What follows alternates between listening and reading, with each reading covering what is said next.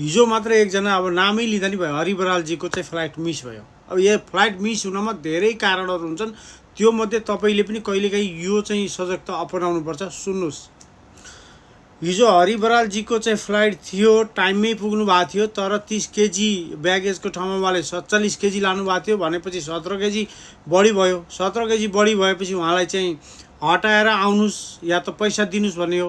अब त्यो एयरपोर्टमा पुगेपछि त्यो 1 किलोको पनि 60, 70, 90 कति लिन्छ त्यो सम्भव हुँदैन। त्यसपछि हटाउन जानु पऱ्यो। हटाउन जाँदाखेरि उहाँले अलिक स्लो तरिकाबाट चाहिँ, अब उहाँको अरू सपोर्टरहरू कोही पनि थिएनन्, उहाँले स्लो तरिकाले हटाउँदै जाँदा टाइम नै सकिन आँटिसक्यो। टाइम सकिन आँट्दै गर्दाखेरि जम्मा अब कति 30 मिनट बाँकी भयो। 30 मिनट बाँकी हुँदा उहाँ चाहिँ अब भित्र जान पाउनु भएन।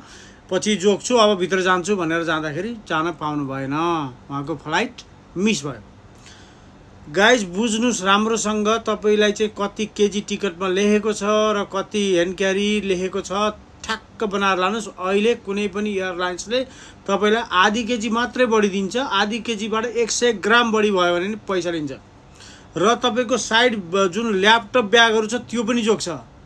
एकदम बी केयरफुल हुनु होला। एयरपोर्टमा पुगिसकेपछि तपाईँको सामान झिक्नु पर्ने अनि त्यसपछि फेरि मिलाउनु पर्ने जस्तो झन्झट र टेन्सन भनेको केही पनि होइन।